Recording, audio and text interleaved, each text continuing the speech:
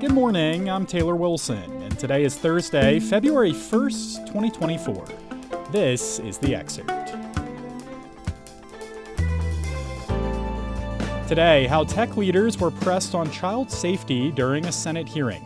Plus, the House passes a bill that would expand the child tax credit, and we discuss obesity rights. Tech CEOs were grilled yesterday during a tense Senate hearing over online child safety. I spoke with USA Today Money reporter Bailey Schulz to put the hearing in context. Bailey, thanks for hopping on. Yeah, thank you for having me. What exactly was this hearing focused on, and who was asked to testify? Yeah, so lawmakers were noting their growing concerns around the risks associated with social media and what that might mean for kids and teens. So some of those concerns include things around mental health, pathways to drug dealing, sexual exploitation, and a host of other concerns. So we saw responses from the CEOs of Meta, X, TikTok, Discord, and Snap at this hearing. And Bailey, there were some really moving moments from the family's testimony. Let's play a clip from the compiled video aired by the Senate committee just before the hearing. We got a phone call to find out that my son was in his room and was suicidal. He was only 13 years old at the time. Him and a friend had been exploited online and trafficked. And my son reached out to Twitter or now X. His response was, "Thank you for reaching out. We reviewed the content and we did not find a violation of our policies. So no action will be taken at this time." So, Bailey, powerful moments there from the parents. How did the tech CEOs react hearing this?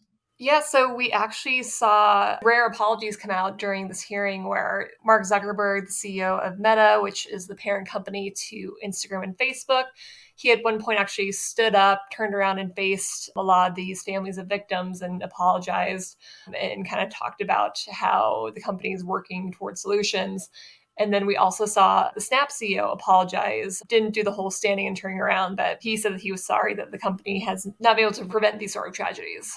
Yeah, so they apologized, but how did tech leaders say they plan to respond going forward? Did they promise changes here, Bailey? So the interesting thing from the hearing was that these tech leaders mentioned that they don't agree with a lot of these bills that these lawmakers are proposing as written. So there's kind of a lot of hedging around answers when lawmakers were asking, yes or no, do you agree with this bill? But we did see a lot of these tech heads talking about the different tools and settings and whatnot that they have already implemented to help make their platforms more safe for young users.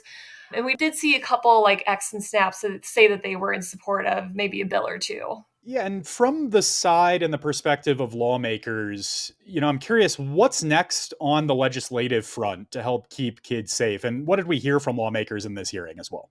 Yeah, so we do know that lawmakers are pushing to move forward with a package of bills that they say is meant to help stop the exploitation of kids online. But the thing is, we've had hearings like this before, and we've seen these sort of testimonies before.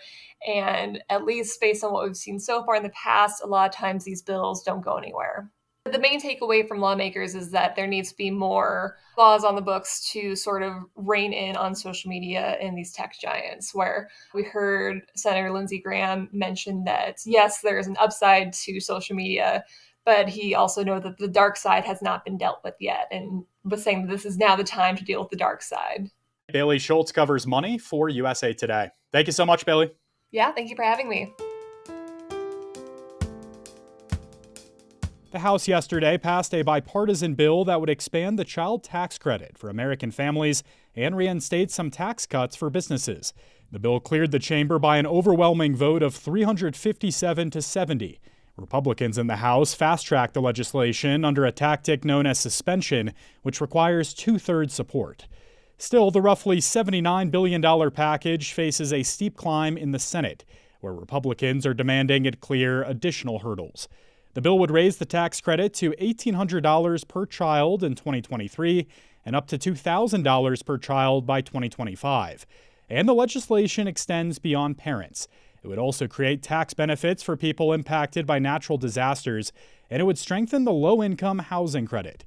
The bill is also set up to extend tax breaks for businesses through 2025 and to implement benefits to support trade with Taiwan. You can read more with a link in today's show notes. The Federal Reserve kept its short-term benchmark interest rate steady yesterday. It remained at a 23-year high of 5.25% to 5.5% for a fourth straight meeting. The Fed indicated rate cuts are possible down the road, but maybe not as soon as some economists had predicted. That would be a reversal of aggressive rate hikes of the past couple of years to cool 40-year high inflation and the first rate cut since March of 2020. Meanwhile, big tech stocks triggered a major slide for Wall Street yesterday. The Nasdaq Composite fell 2.2%, while the S&P 500 dropped 1.6% for its worst day since September. People with obesity are often disrespected within the healthcare system. Could an obesity bill of rights help remedy things? I spoke with USA Today health reporter Karen Weintraub to learn more. Hello, Karen. Hello. So, Karen, can you start by telling us a bit about Patty Neese and her experience with obesity? Yeah, so her experience is actually, unfortunately, pretty typical, where starting in third grade, she remembers the nurse wheeling a scale into the classroom, weighing all the kids, lining them up, and telling her that she was fat in front of everybody. And she was a very active kid. She loved to ski, to swim. She had a mint-colored bicycle that was the envy of her classmates. She only got fatter, as she remembered, from there. Her whole adolescence and adulthood, she was gaining weight no matter what she did. Again, she was active. It's probably in her genes. Every family photo going back in time that she could find, her ancestors were large. And so she struggled with her weight for years, for decades. Finally, nearing retirement, she found a doctor who was supportive. She has managed to lose a lot of weight, 70 plus pounds. And then she went to an orthopedic doctor for some hip pain, and he treated her just incredibly rudely, dismissive of her hip pain, barely spoke to her, and was just like, you have to lose weight. That's the only answer. And she said she teared up at a certain point, and he said, see, you're in so much pain, you're crying. And she thought to herself, no, I'm crying because you're being such a jerk. So later she found out that it was a congenital problem, something she'd been born with, that it had nothing to do with her obesity. But this is, again, a problem that many people with obesity face when they encounter the medical system. They're just not treated with respect. Yeah, I mean, as you mentioned, Karen, a lot of folks have similar stories to Patty's, and a group of organizations has gathered together to create the Obesity Bill of Rights. What exactly are the rights they're focused on, Karen, and who's behind this effort? So many of the rights are things like having the right equipment and being treated with respect. A lot of patients, large patients, talk about going into doctors' waiting rooms and finding chairs with armrests that are so narrow they can't fit in the chairs. So we all have the experience of sitting on airplane seats, squeezing ourselves into airplane seats. Well, that's how they feel in the doctor's offices, just really physically uncomfortable, or they try to step up on the tables and they don't feel safe in a doctor's office. So things like that, having the right equipment where they can feel safe. The one criticism that I've heard about this Bill of Rights is that it is focused on medication and treatment rather than on the whole person, the people with obesity. So the so-called fat advocates, the people who say, look, I'm fine at any size, that you shouldn't focus on me losing weight, you should just focus on me as a person, again, say that the emphasis is too much on weight loss, on medicalizing obesity, when really the problem is just that our society treats large people with disrespect, and that should be the focus, not on weight loss. Yeah, I mean, Karen, it is an interesting time for kind of medicine around obesity and this conversation about weight loss. There's now a host of pretty effective weight loss treatments out there. What will this conversation around obesity rights look like going forward with all these new medications on the market? So this is really the first time in history that we've had medications that are effective at treating obesity. There's been surgery for a long time, but there have been risks, and only about 2% of people who are eligible for bariatric surgery have opted for it. So these medications really do kind of open the door for many more people to get effective treatment, except that they're very expensive and most people don't have insurance right now that covers it. And that's what a lot of this Bill of Rights and a lot of the emphasis is on right now for that. And again, the fat advocates say that this is really just a lobbying effort to get insurance coverage for these medications. They are useful, and for many people who've struggled for a long time, they are desperate really for help in losing weight. All right, Karen Weintraub covers health for USA Today. Karen, interesting story. Thanks for hopping on. Thanks so much. Today marks the start to Black History Month. The commemoration was created to reflect on the past, acknowledge the continued struggle for racial justice, and draw inspiration from the achievements of African Americans.